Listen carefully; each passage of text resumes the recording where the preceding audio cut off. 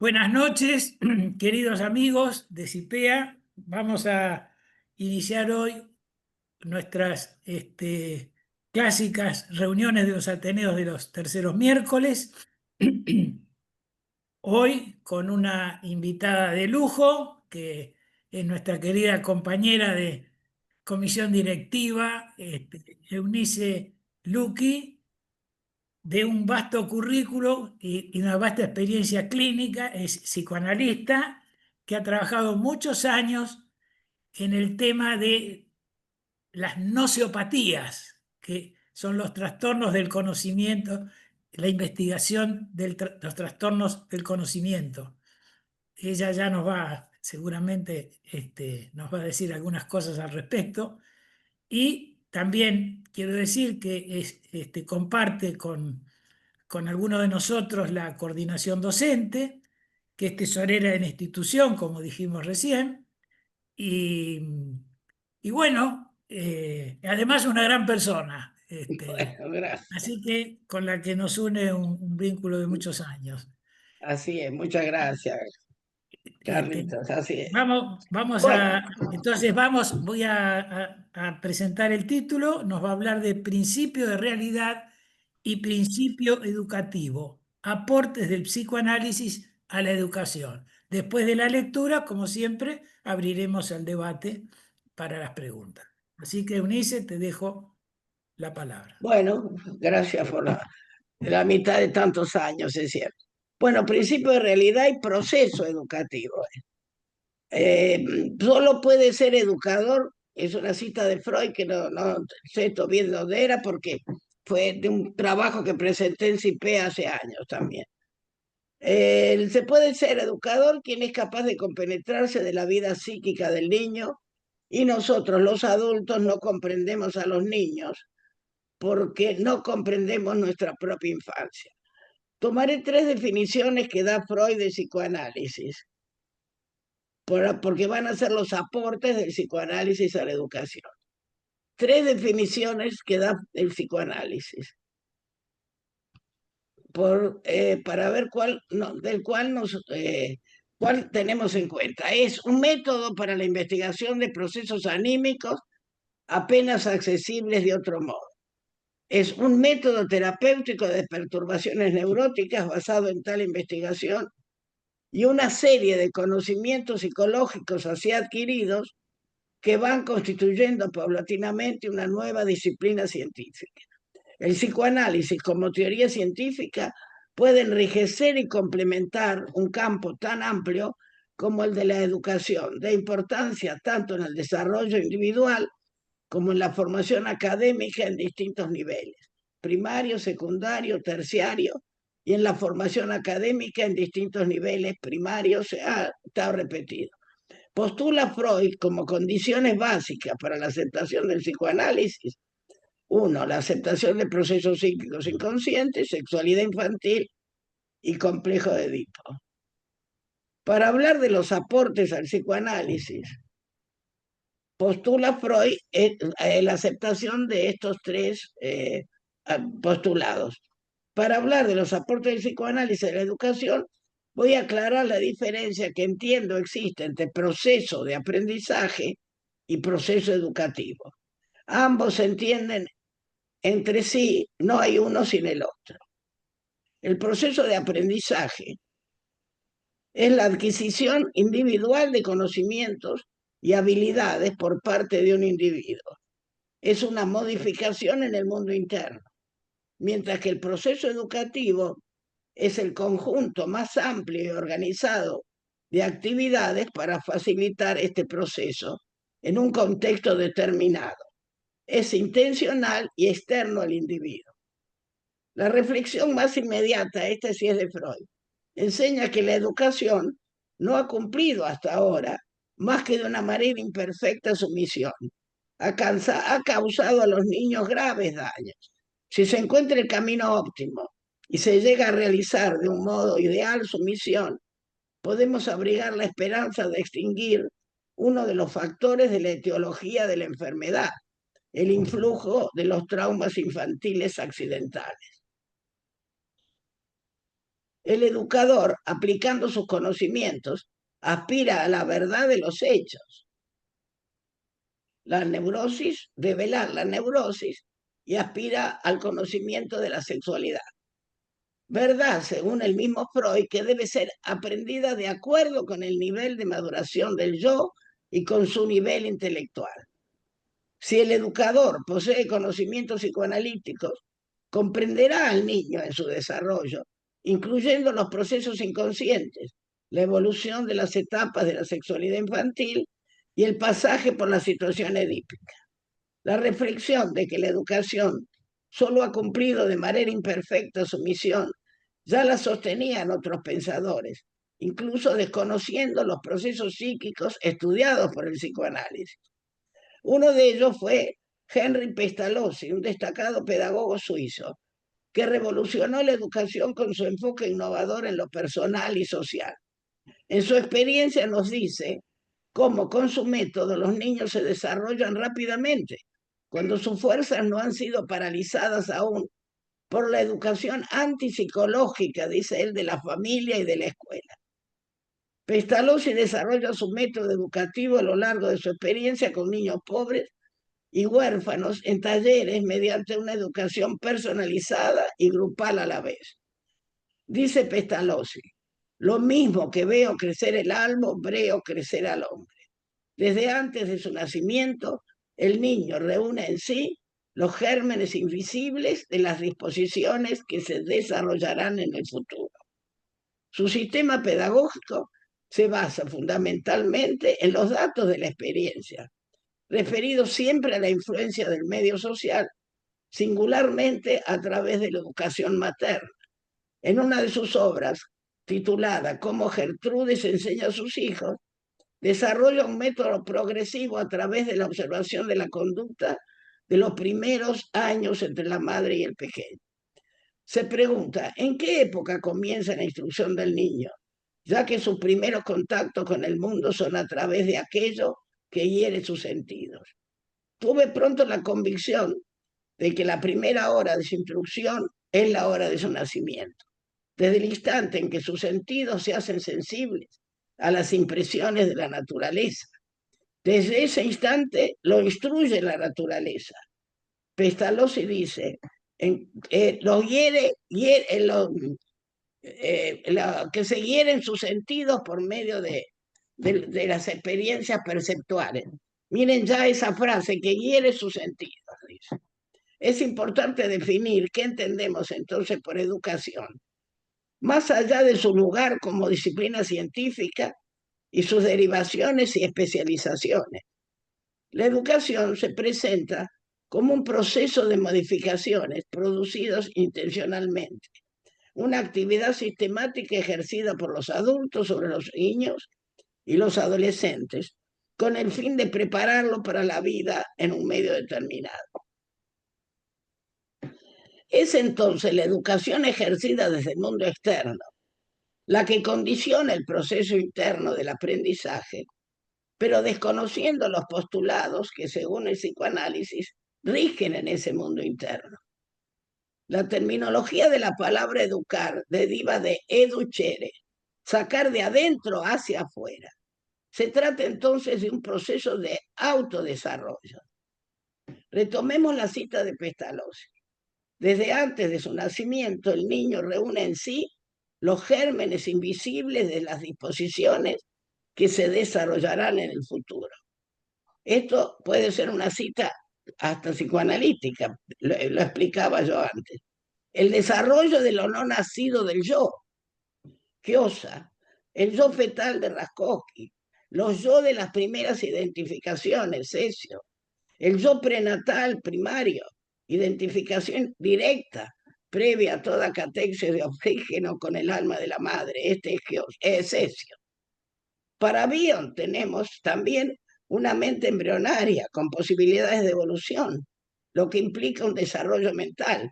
Bion, el proceso de pensamiento lo desarrolla también con una técnica especial que sería para otro momento ir describiéndola, pero citándolos a estos autores.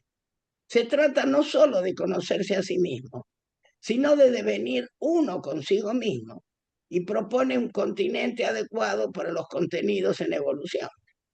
Otros autores se han ocupado enfocando el proceso de desarrollo del individuo y la especie, como la ontogenia repite la filogenia.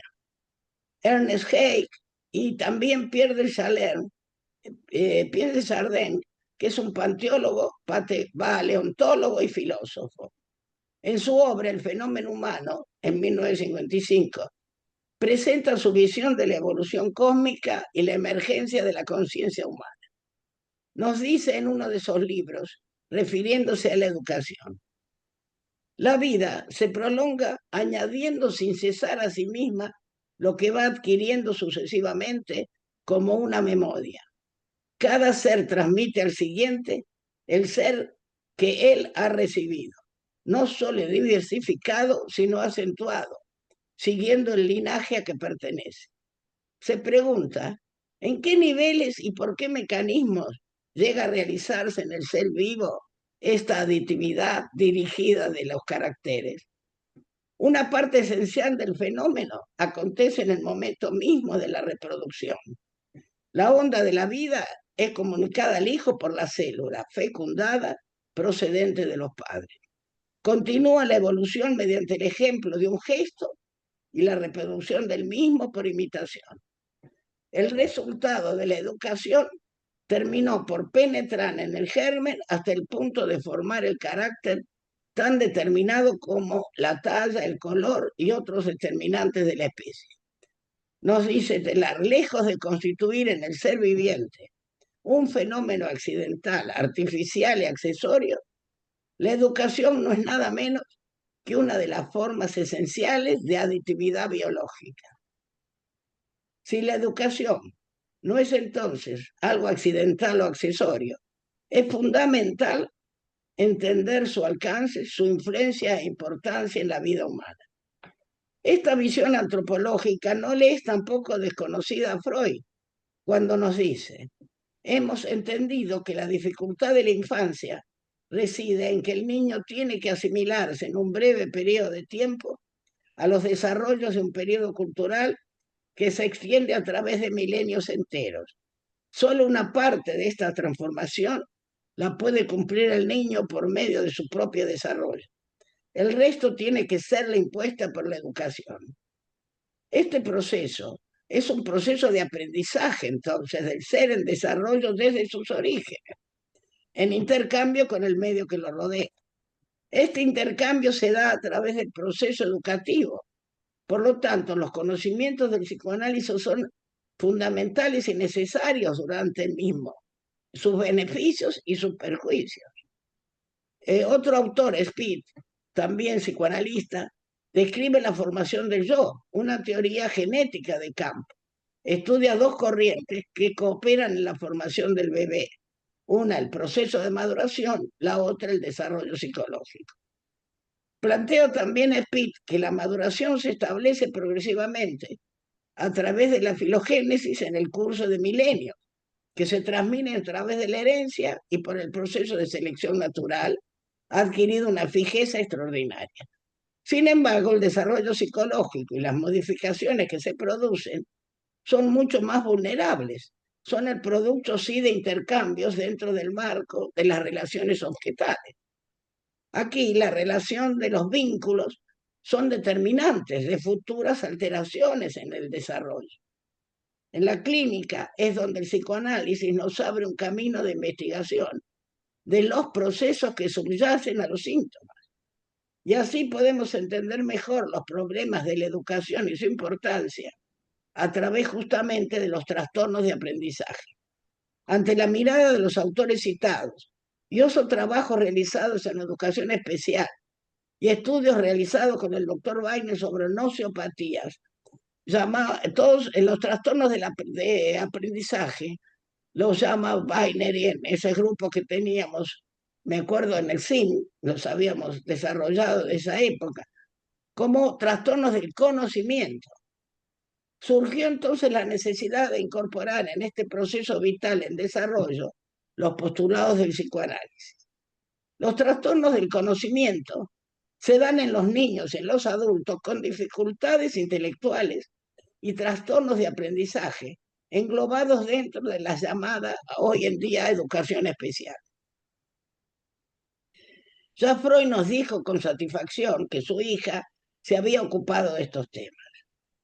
Nos remite en una oportunidad a los lectores de la revista Imago sobre un tema lleno de posibilidades, dice Freud, de desarrollo, y que considera la actividad capital del análisis, la aplicación del psicoanálisis a la educación de las generaciones venideras. Anna Freud se dedicó activamente a esta misión. En The Writing of Anna Freud se compilan las obras de la autora, junto a un gran número de trabajos presentados en congresos y monografías publicadas en revistas especializadas.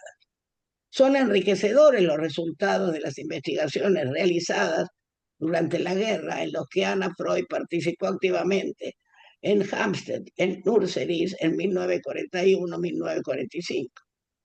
Comenta en uno de sus trabajos cómo los conceptos básicos del desarrollo de la libido, del complejo de Edipo y de castración, se obtuvieron mediante la exploración psicológica con la ayuda de la técnica analítica de la asociación libre y la interpretación de los sueños. Pero agrega que más enriquecedora son los resultados de la observación de los niños estudiados por los residentes médicos con el objetivo de estudiar los primeros rudimentos de la mente infantil. Las descripciones de estos procesos demuestran una didáctica especial por la claridad de las explicaciones aptas en su lenguaje para todo proceso educativo. Se estudiaron las fases del desarrollo de la libido según se reflejan en la conducta en las distintas etapas y nos relatan de qué manera las apetencias pregenitales estructuran su vida sexual que surge, por así decirlo, con derecho a una vida sexual que surge, por así decirlo, con derecho propio. Algunos niños permanecieron con sus madres o privados de ellas desde su nacimiento, alimentando a leche o biberón, pasando por las angustias de la separación. Fue posible seguir desde cerca los efectos del destese y el adiestramiento para el control de esfínter. A su vez, la adquisición del lenguaje y ciertas funciones yoicas. Se estudiaron las evidencias del proceso primario en el segundo año de vida y sus principales características: carencia de síntesis, negación, preocupación exclusiva por la satisfacción de los deseos, principio de placer. Se observa que si bien en este estadio se podría iniciar la posibilidad del lenguaje y al pensamiento lógico propios del proceso secundario, estas habilidades no tienen aún la suficiente fuerza como para mantener la movilidad y ejercer las acciones en un tiempo determinado.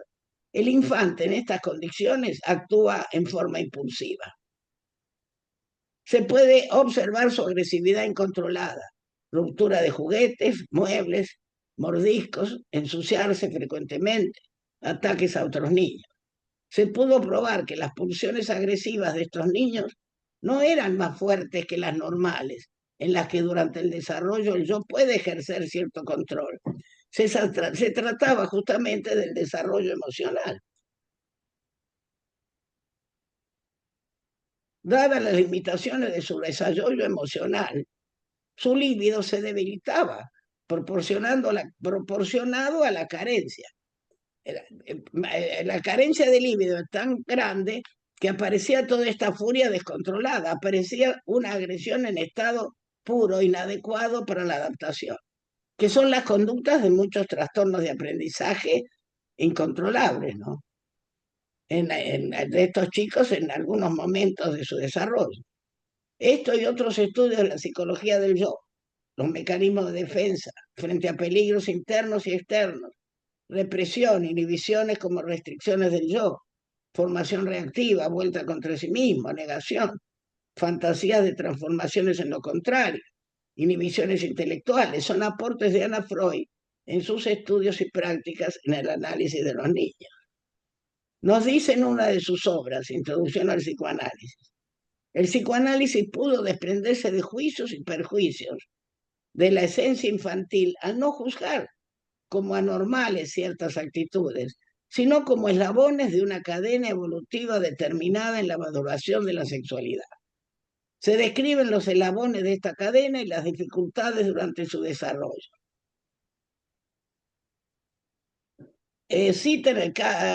Durante su desarrollo madurativo.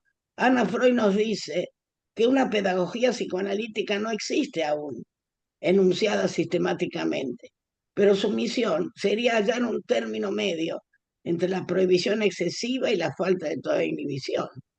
Los hechos revelados por el psicoanálisis deberían utilizarse para encontrar en cada edad indicadores que nos den la combinación óptima entre el consentimiento de la satisfacción y la prohibición de los impulsos instintivos. Cita el caso de niños abandonados estudiados por Ayton, el caso extremo de aquel que fue seducido en su infancia por su madre y posteriormente tuvo relaciones con ella.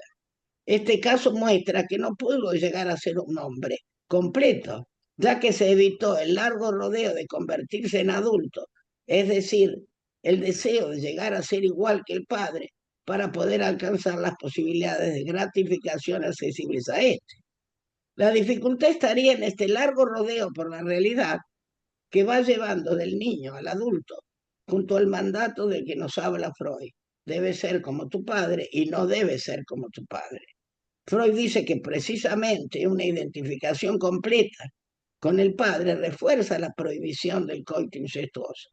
El niño no puede tener relaciones con su madre como el padre tampoco las tiene con la suya. La dificultad está en la incapacidad de construir una realidad interna en la que pueden distinguirse en una mujer dos personas distintas, la madre y la esposa, que derivan del ejercicio de funciones diferentes en el triángulo edípico, pero que materialmente son las mismas. En la clínica vemos que el neurótico cree que el padre puede realizar el acto que a él le está prohibido por tratarse físicamente de la misma persona. En los estudios en los que baso mi investigación psicoanalítica de los trastornos de aprendizaje, esta situación es extrema y sus distintos desenlaces patológicos afectan el proceso de aprendizaje en sus distintos niveles. Planteamos el rol del padre como representante de la cultura y su función primordial en la prohibición del incesto y en la incorporación al mundo de las ideas, de los vínculos y las funciones. Proceso que está cercenado en mayor o menor medida en todos los trastornos de aprendizaje. Esta adquisición de estructurar la imagen de una persona como producto de un vínculo tiene que ver con la instauración en la actividad psíquica de un nuevo principio regulador, el principio de realidad. El principio del placer sin la acción del principio de realidad deja al niño en la situación incestuosa, de la que le es imposible salir sin la realidad del vínculo familiar. La ausencia de las funciones parentales en sus respectivos roles dificulta en mayor o menor medida la posibilidad de cancelar la primacía del principio del placer y la instalación del principio de realidad. En trastornos graves de aprendizaje, en la consulta se presenta la madre y el hijo, el padre ausente. En la mayoría de los casos es común la simbiosis manifiesta madre-hijo. En esta relación entre el principio de placer y principio de realidad tiene que ver la educación. El mismo Freud relaciona la educación con ambos principios. Nos dice, la educación puede ser descrita como un estímulo al vencimiento del principio de placer y la sustitución del mismo por el principio de realidad. Tiende, por lo tanto, a procurar una ayuda al desarrollo del yo y ofrece una prima de atracción, el cariño de los educadores, y fracasa ante la inseguridad del sujeto infantil de poseer incondicionalmente tal cariño. El fracaso de la educación está entonces condicionado a la forma en que las figuras parentales y los futuros vínculos introyectados en el yo desde el superyo actúan en los procesos psíquicos, controlando las pulsiones con sus pautas de premios y castigos. Es importante señalar que es la forma en que el superyo, al actuar por medio de identificaciones conflictivas, no favorece el desarrollo normal del yo. El yo para justamente allá.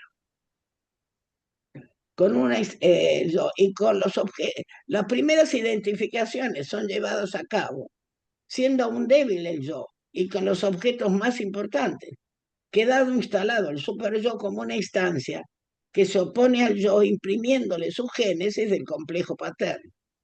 Así, varían las culturas y varían culturalmente los sistemas educativos según las normas relativas a una época, a una familia.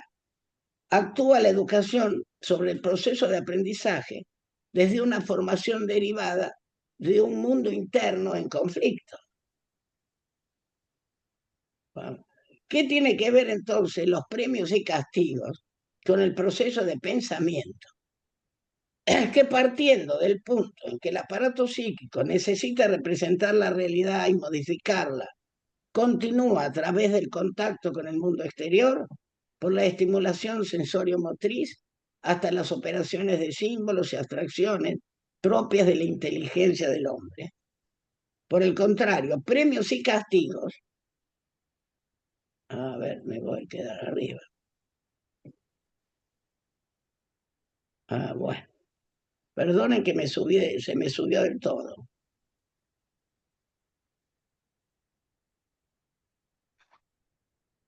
Pero,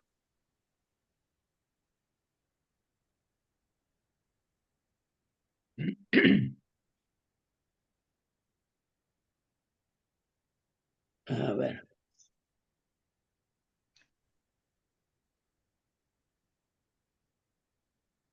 Ahí continuaba, por el No contrario, encontrás premios la y página, castigos claro. continúan. No, porque el fracaso de la educación, las primeras son llevadas a cabo. No, es que se me salteó eh, justamente ¿qué tiene que ver los premios y castigos? Sí, arranca de ahí, Claro, la 8, ¿no? Es la 8. la 8, sí. Bueno,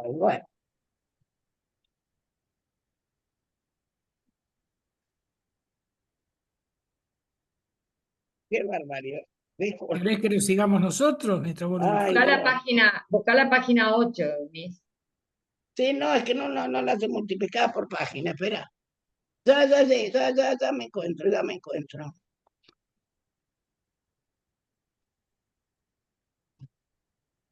Acabo de tenerse en mayúscula principio de placer y principio de realidad y arrancá un poquito más abajo.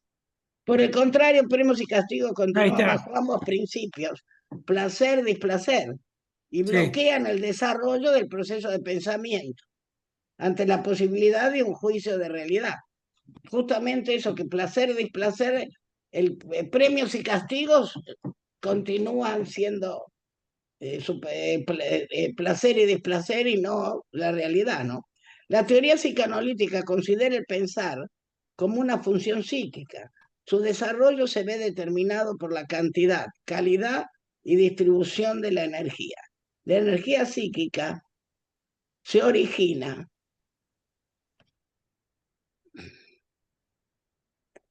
¿Qué me salta acá? Bueno,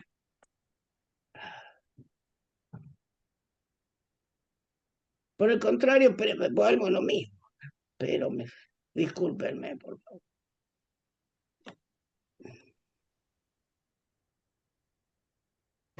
Voy a ir más despacio.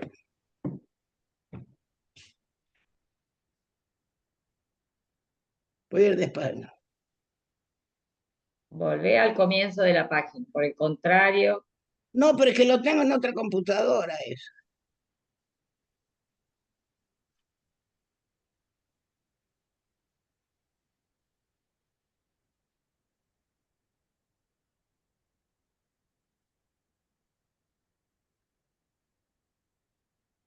Voy a volver a la teoría psicoanalítica, el pensar como una función psíquica.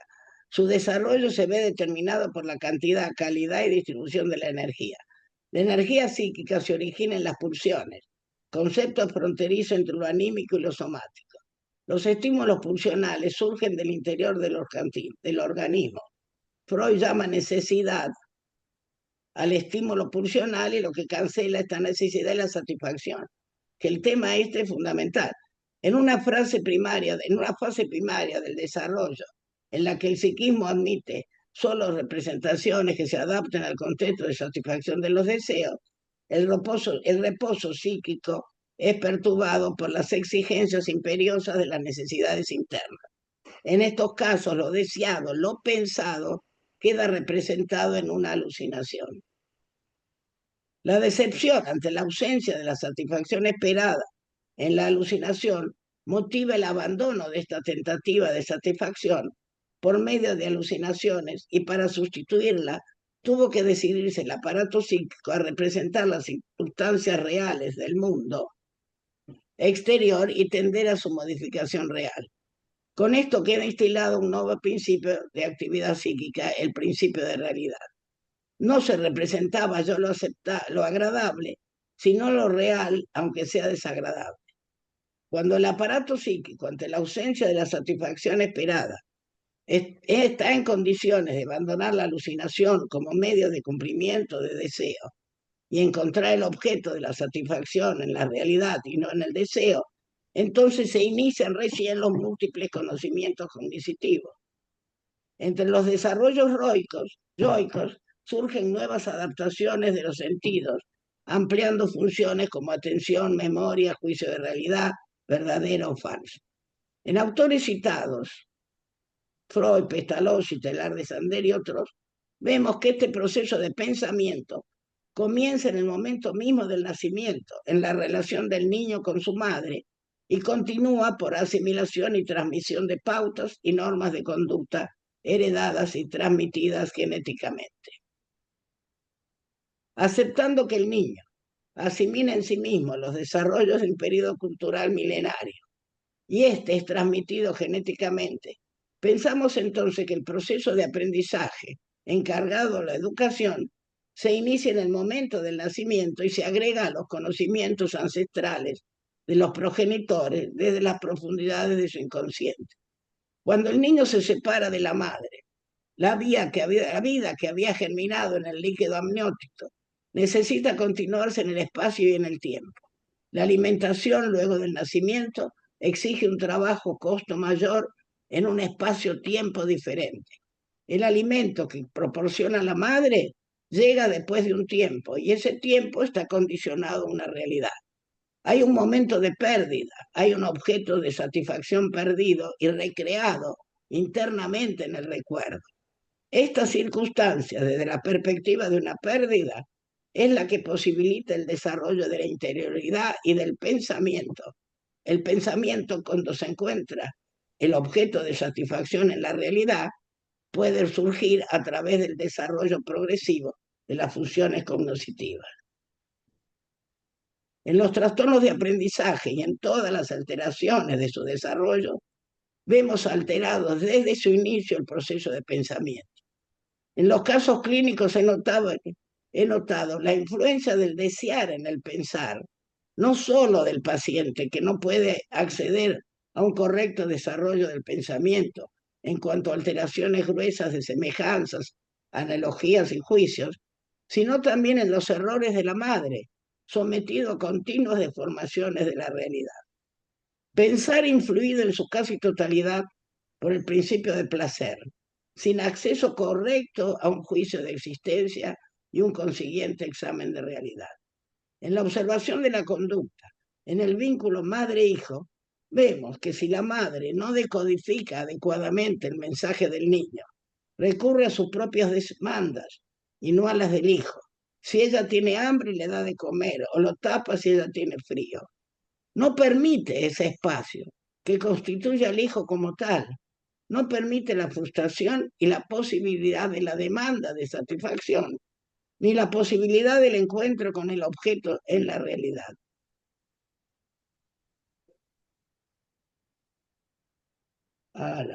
Me volví a pasar al final, pero ya llegó. Bueno. Lo que pasa es que no lo...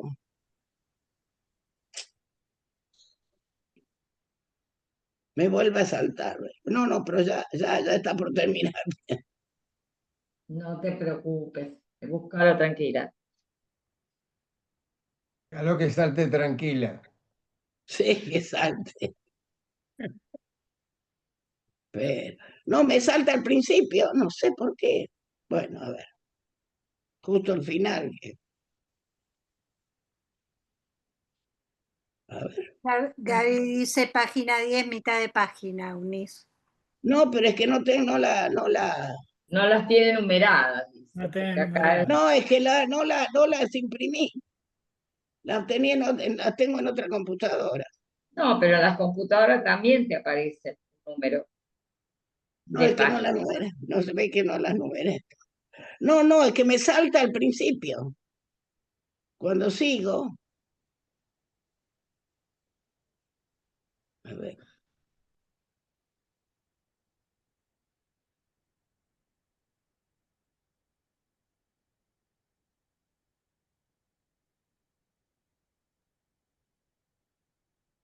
quiero que llegue al final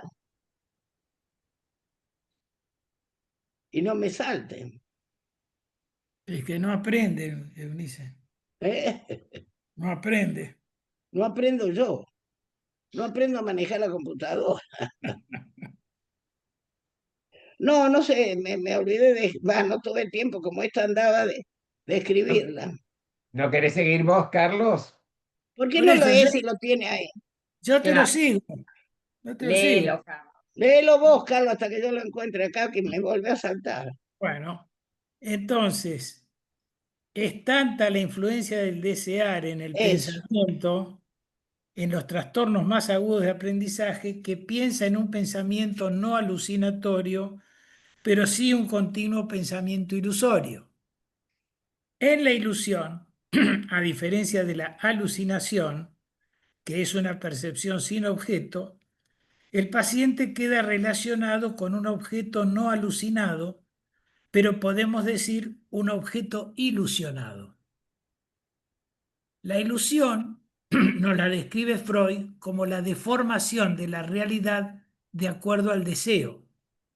Sería como la ilusión óptica del sediento en el desierto, viendo en la arena una fuente de agua clara. En este pensar ilusorio no se acepta el error de haberse equivocado. Ahí lo Ah, encontré, a ver si quieren. Vos le leís bien, así que en este pensar ilusorio no se acepta el error de haberse equivocado. Aceptar el displacer de la frustración sin posibilidades de reparación. Así está la intolerancia a la frustración de reconocer la participación en la enfermedad del hijo, que es frecuente la suspensión del tratamiento ante mejoras que hacen evidente la necesidad de cambio, sobre todo en la educación. No pueden aceptar la participación en la cura por haber participado en la enfermedad. La culpa es intolerable y no saber que aceptar el error es poder modificarlo. Tal es el problema de aprendizaje. Si sumo 2 más 2 igual 7, si no puedo aceptar que no es así, no acepto haber cometido un error y no voy a aprender nunca que 2 más 2 es 4. Con este pensamiento se dificulta todo aprendizaje y se produce una distorsión de la realidad condicionada por el deseo. El principio del placer evita el displacer de la frustración. En el desarrollo del pensamiento ilusorio no se puede conseguir el devenir temporal porque falta la aceptación de la frustración. En estos pacientes hay también un retraso en la educación de la pulsión sexual con respecto a la realidad.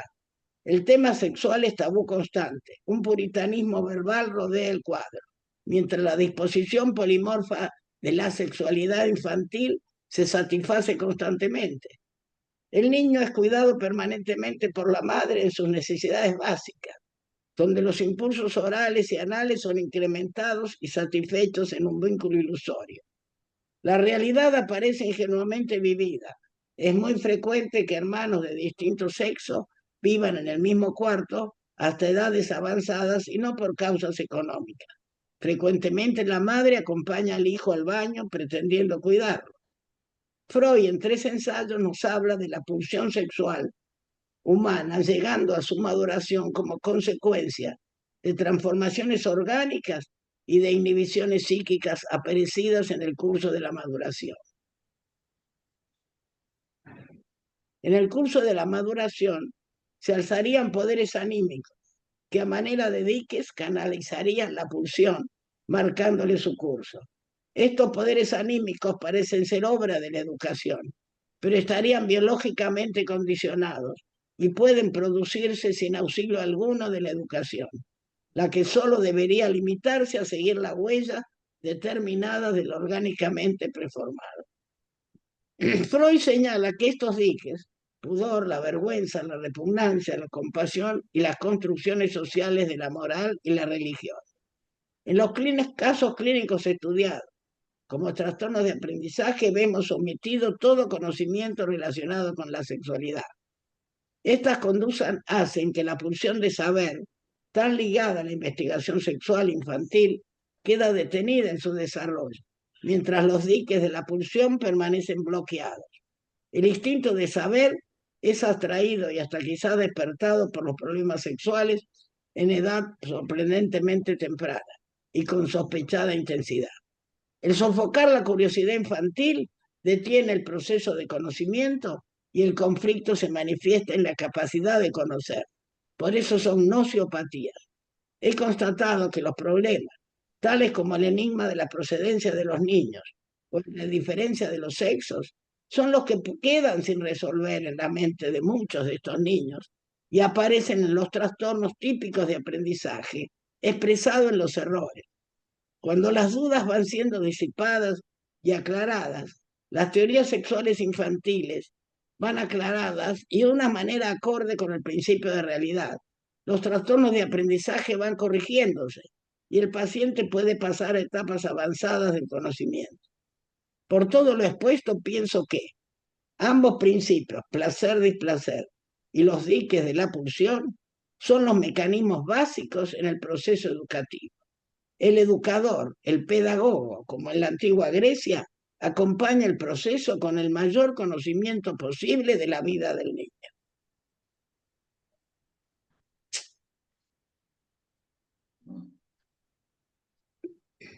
La educación solo debería entonces limitarse a seguir las huellas de lo orgánicamente determinado, los diques de la pulsión.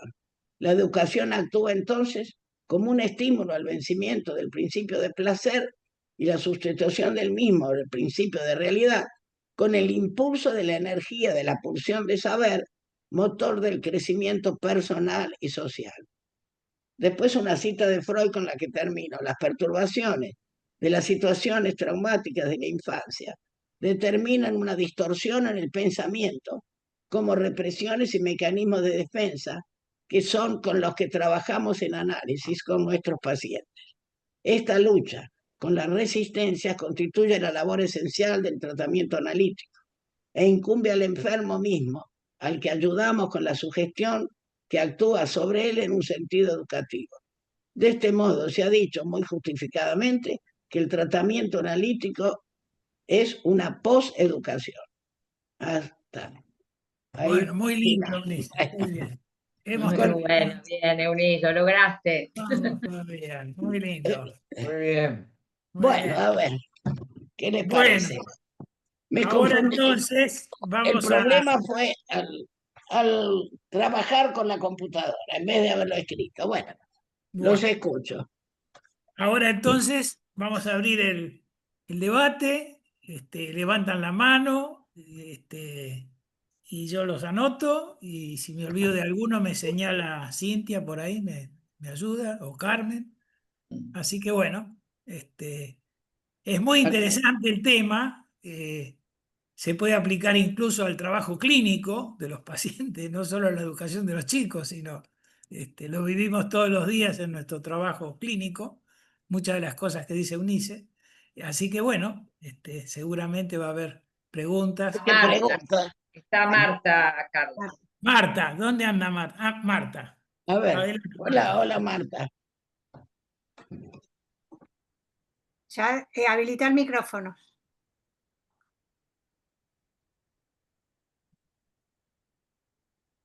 Sí, a ver.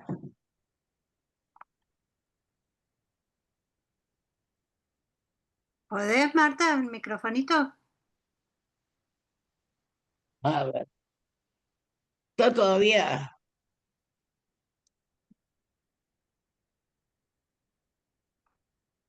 Bueno, yo levanto la mano primero Ahí porque está, ahí está, así ahí me está. enseñó Julio, así que hago eso.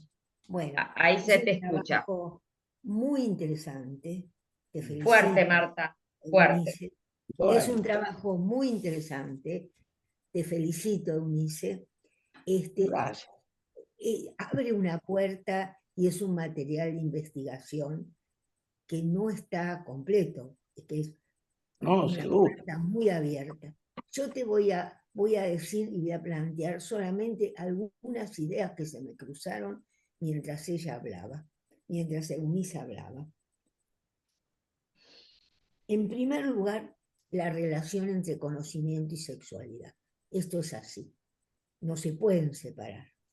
En segundo lugar, la prohibición, como está relacionado con la sexualidad, hay una prohibición del conocimiento.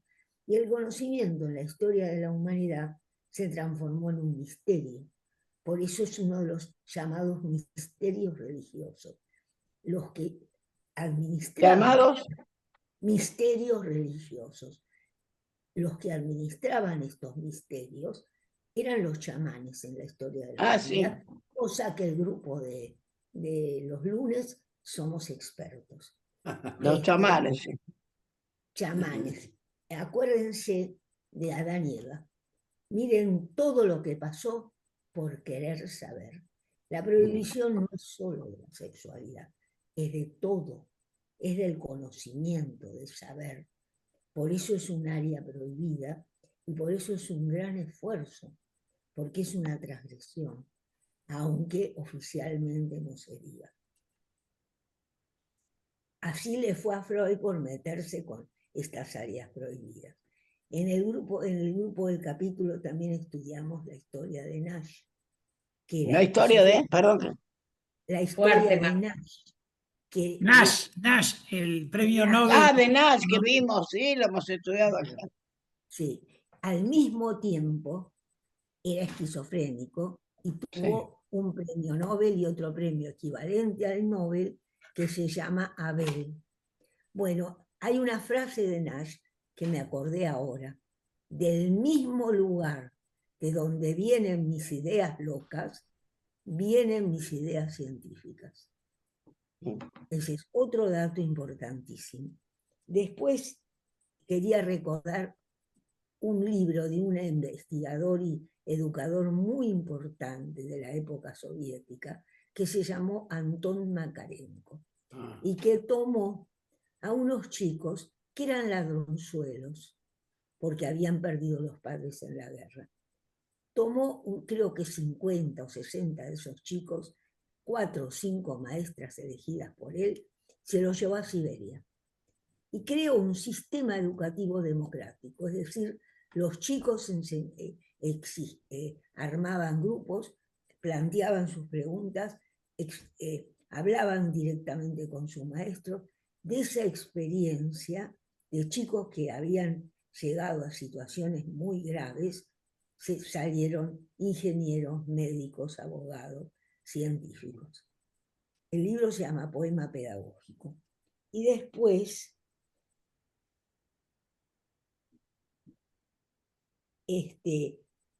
acá no. Quería recordar hasta dónde llega la pasión de los maestros por sus alumnos y hasta dónde dedican su vida. Tengo 2 hechos para contar. Uno es una paciente que es maestra y que está muy contenta con enseñar a chicos. Mis padres fueron maestros y me enseñaron a aprender y a valorar el conocimiento. Y quería recordar que hay un maestro famoso que fue con sus chicos y los acompañó a las cámaras de gas para no dejarlos. Sí, creo que lo sabía eso, sí. Sí, eso se sabe. Eso es sabido. Bueno, después,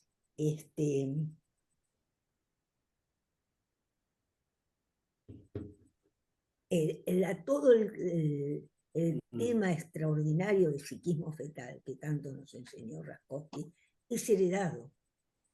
Inauguró el reconocimiento y el respeto al conocimiento heredado, no transmitido por los padres, transmitido por No los heredado, quise decir, ¿eh? No, si no es No, no, vos lo transmitido dijiste, oralmente, vos lo sino dijiste. genéticamente, Claro, Lo justamente. dijiste, se quedó claro, quedó genéticamente. claro.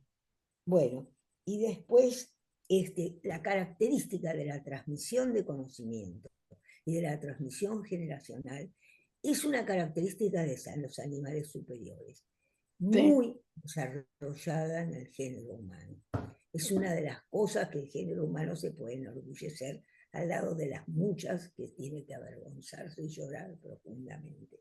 Y por último, me acordé, siempre lo cito, de un refrán mexicano, un refrán de la época de las culturas primitivas mexicanas. Nace el niño, la madre lo pone en su seno y le dice, mira niño, este es tu mundo. El padre, este es tu mundo. El Sí. padre lo lleva a la colina más alta y le dice, mira niño, este es tu mundo. Es decir, la madre le muestra el mundo de la interioridad, de los sentimientos, del amor, del otro, y el padre le muestra el mundo, los demás, la gente, el espacio y la naturaleza. Bueno, y te agradezco mucho y es un hermoso tema para que nos pongamos a volver a estudiar y estudiar. Y gracias de nuevo. Gracias, Marta, es tan importante todo.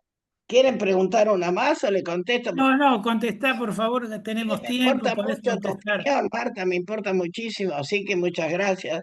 Tu opinión y que te iba a interesar y da para mucho cada uno. Justamente Exactamente. esto último que decís, Pestalozzi hizo lo mismo con los chicos pobres y en grupo y les enseñaba a ellos. Y es increíble como dice que el antipsicológico fueron a la escuela y la escuela antipsicológica, ¿no? Por eso hice esas citas que no eran freudianas, pero merecen ser freudianas. Por supuesto. Pero justamente en todas ellas faltan los conocimientos de la sexualidad de Freud y todo lo que el complejo de Edipo y la evolución de las... Pero en las citas, pero en la raíz del conocimiento está lo de Freud. La raíz del conocimiento, claro, y está lo prohibido del conocimiento por lo tabú.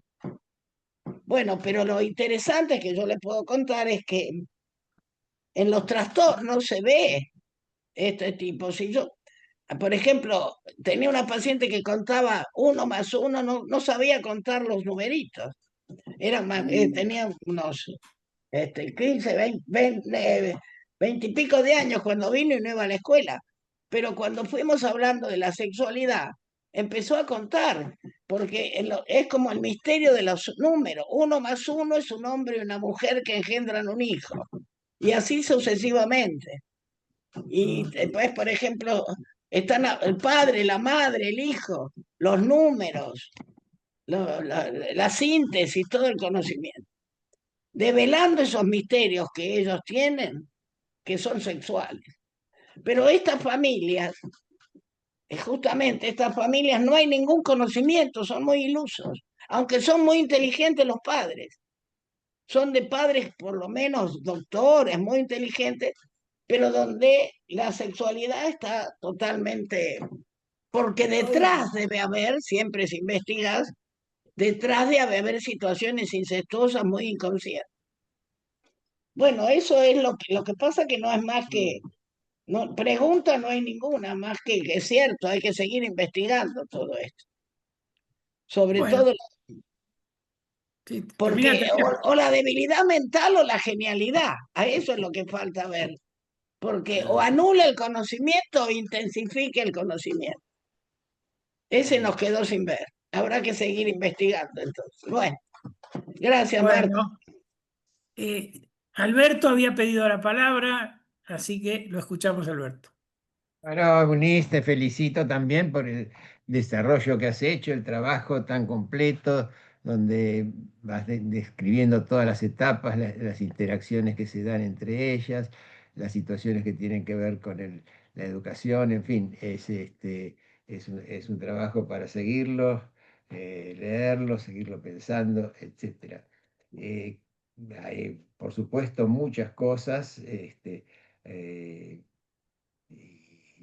y situaciones de las que se puede hablar, pero quiero centrarme en una de las que vos dijiste recién, en la relación entre el conocimiento, la educación y la sexualidad, sobre todo referido en las dificultades, en las nocionopatías, como vos las llamás, etcétera, donde se podría decir que el conocimiento, la educación, es un destino pulsional. Y si Ah, pensamos sí, que la pulsión es sexual, sí, y están esa sexualidad arcaica, esa sexualidad primaria, tiene distintos destinos, de los cuales Freud describió cuatro. En ese sentido, este, digamos, sería interesante investigar, lo pensaba mientras vos hablabas, eh, cómo por ahí la situación de los familiares o de los padres eh, se organiza ese destino pulsional, a veces más en el sentido de lo que dice de los dos primeros, la transformación en lo contrario, la vuelta sobre la propia persona, etcétera, donde están impresos de alguna manera desarrollos más primarios, y cómo el chico, al percibir esas situaciones que no son manifiestas, este, se, se traducen después en aplicarlas a los elementos que pueden formar una educación, un conocimiento, y dar lugar ahí a esas nociopatías, donde eso por un lado. Por otro lado, el destino de la represión, del cual habla Freud, la represión, queda muy acentuado el asunto de la prohibición, y en ese punto la prohibición, el acento está puesto en lo que no se puede, en una inhibición, eh, y si ese destino está muy presente en el clima familiar, aparece también una perturbación que de alguna manera se va a traducir en la posibilidad de conocer o de saber, eh, etcétera. Porque hay un elemento, vos pusiste mucho el acento, que es muy importante, en el educador que entienda las situaciones y los momentos de los chicos, y este, cómo se adapta a eso. Y a ver, y por supuesto eso no se puede descartar esa importancia y demás, pero quiero destacar el otro punto que me parece muy importante, que es la relación del chico con el educador. Y cuando el educador, eso que está educando, el profesor que está explicando su materia, etcétera, la relación que tiene con su materia.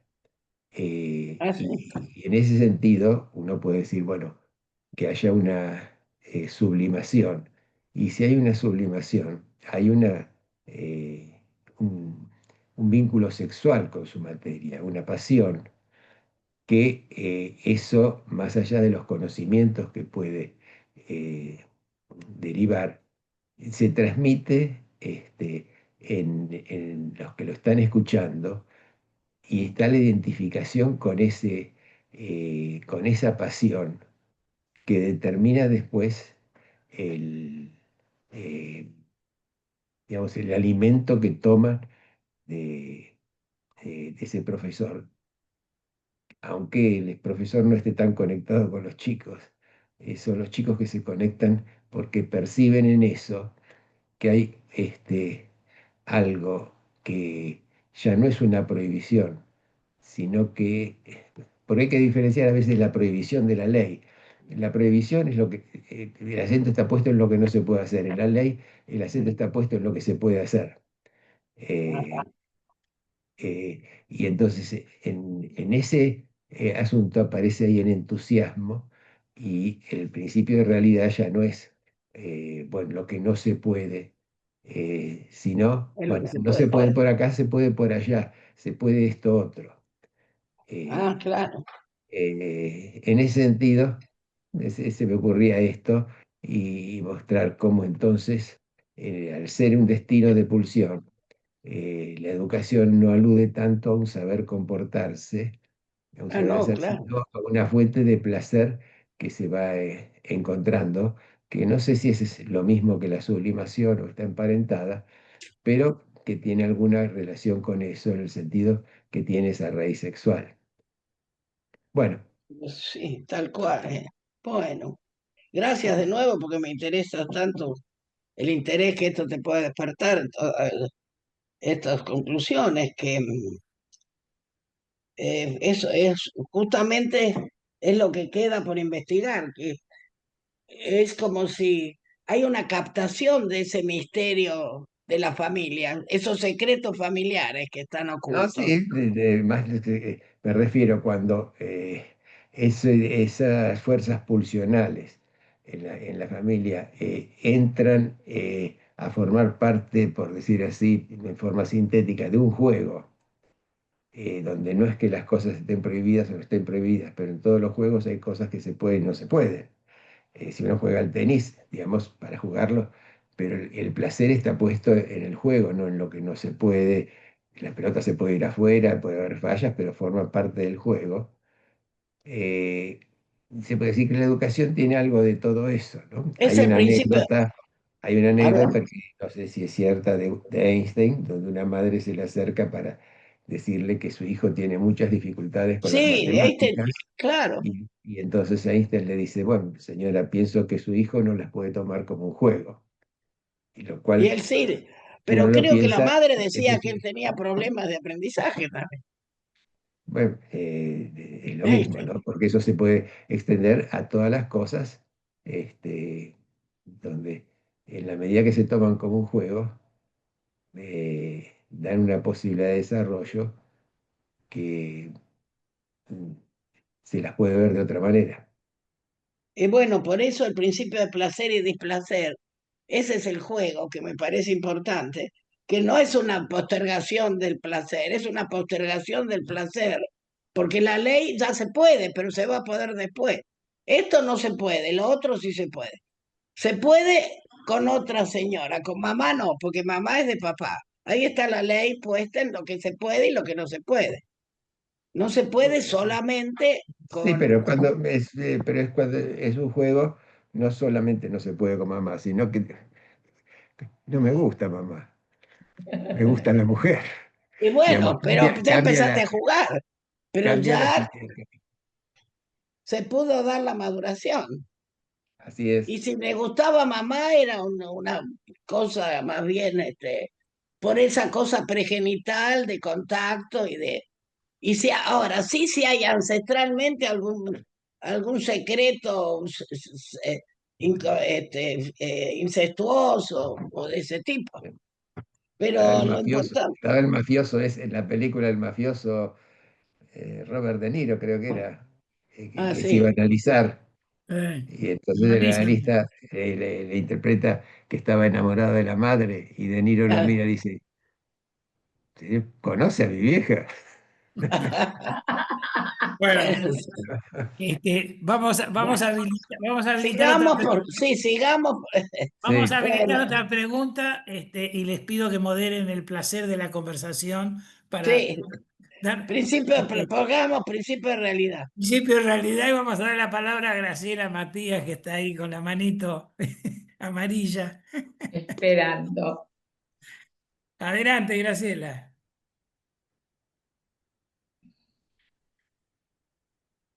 Tiene que desmutear.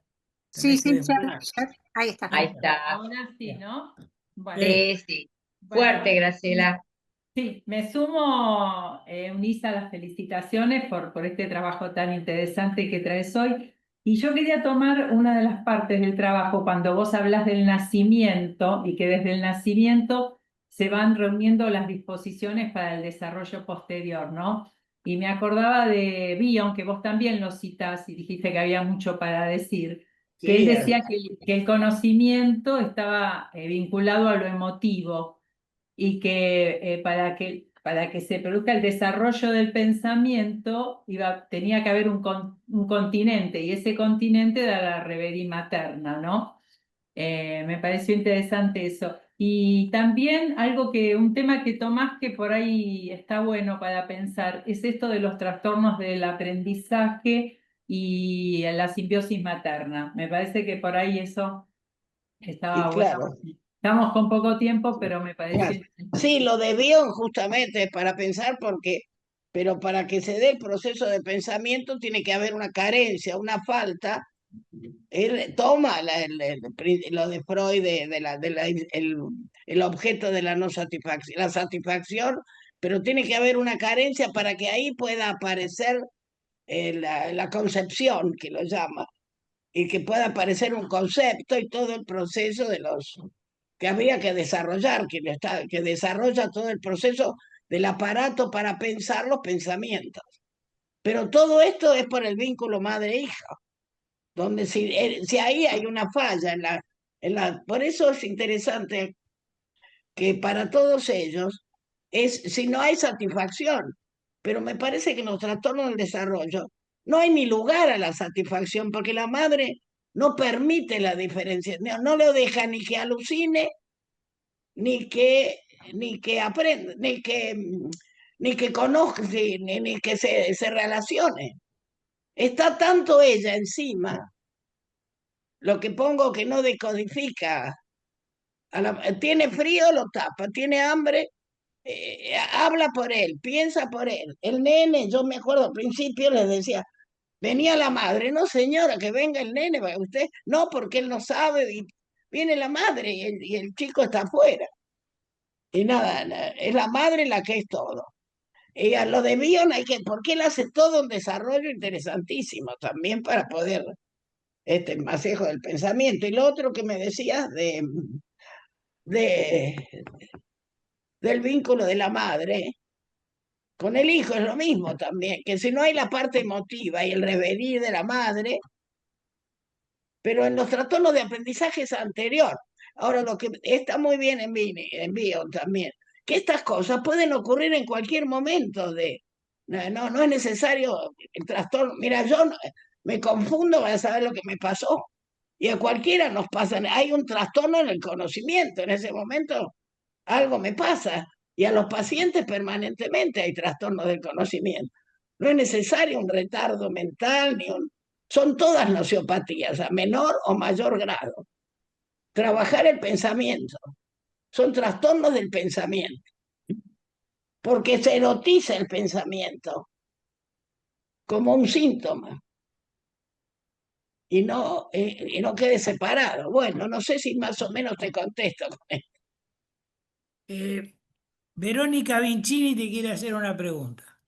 Sí. Verónica, sí, sí, vos. Ahí está, no, no es una pregunta. Pensaba, igual también, No, está bien, una intervención, sí, sí. sí, porque en verdad hay algo que yo quería decir públicamente, que estoy muy agradecida de que me toca acompañar a Unis en el Bueno, gracias. seminario. Lo que yo aprendo es infinito, porque el clima que Unis crea, esto que justamente estabas diciendo, ¿no? Para poder pensar entre todos, la espera, la Pare, conexión le digo. con cada uno de lo que está pensando y la escucha de cada cosa que dice cada uno, esperar a que cada uno llegue a desarrollar el pensamiento, no se apura, da también, aparte también el conocimiento exhaustivo de la obra de Freud, es impresionante. Este trabajo me encantó, me gusta Bueno, muchísimo. gracias. Son cosas que hablamos mucho también en el seminario. Sí, sí, sí, sí. Y lo otro, bueno, lo de la curiosidad como psicoanalistas, ¿no? Que tenemos desarrollado para trabajar. Pero bueno, eso quería decir porque como educadora Bueno, gracias. excelente, y hay algún otro alumno acá que lo puede confirmar. La verdad, yo estoy muy feliz. Sí, yo Bueno. estoy muy contenta y te agradezco mucho también cómo nos apoyamos y entre todos nos ayudamos. Y acá hay otra alumna que hasta me dio una mano, le dije, buscame ilusión, y me ayudó, buscame ilusión porque a ella le gusta mucho ver, y es importantísimo la etimología de la palabra. Y hay otra alumna mía, Silvia Di Salvo también, que me mandó a decir, pero si eso me lo enseñaste vos, ¿cómo no lo vas a decir? Y no, le agradezco a Gabriela también que me encontró lo de la ilusión, que quería separar bien lo de la ilusión para ver bien por qué estas madres tienen ese objeto ilusorio, viven en la ilusión. Y lo que Bueno, contagias, la pasión por el psicoanálisis, el amor por el sí, psicoanálisis y la ese es, disciplina. Y la disciplina. sí, es la pasión que también la venimos desarrollando desde julio en adelante, desde el CIM, yo creo, de los maestros que hemos tenido. Sí. O sea que es como decía Alberto, ¿no? Es un destino de la pulsión, ¿no? La educación, porque se ha destilado amor en este diálogo entre ustedes y realmente es el estima. Yo creo que es muy difícil no, aprender de alguien de quien no esté un poco uno enamorado o que sienta que está enamorado de lo que hace, un poco. O de lo que dice, que Coincido con lo que dice Sí, Alberto. Yo, de los profesores que aprendí cosas, era la sí, pasión que tenían por lo que enseñaban. Me han así es. quedado de algunos, ¿no? Hay una cosa que me parece interesante. Me tomo un minuto, no sé si hay alguien para. A Gabriela. Y Gabriela, un segundo y ya te doy. Este, porque decía Gabriela ahí. No, puso que era un placer para ella lo que aportó para Eunice. Lo Ah, escribió. Ajá. sí. Que no, vos sabés, Eunice, que a mí me movilizó mucho todo en relación al trabajo actual con los pacientes. Es sí, decir, en el sentido de que yo a veces me encuentro con, con la situación donde a veces el analista le dice cosas a un paciente que el paciente no está en condiciones de entender y que tiene más que ver con un conocimiento que él le impone al paciente, más que el trabajar por sí. sacar lo que del paciente sale, que es un poco lo que decía Educar, educar. Verónica, lo que vos decías, Verónica, la pausa para que el paciente encuentre.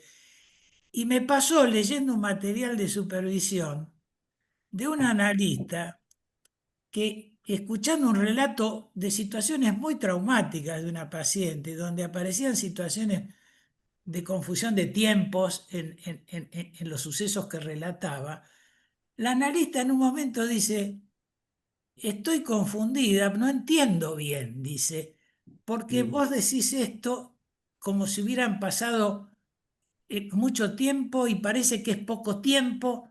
¿Cómo es? Dice, la analista parecía la paciente. Porque se Y, pone, pero la respuesta de la paciente es increíble.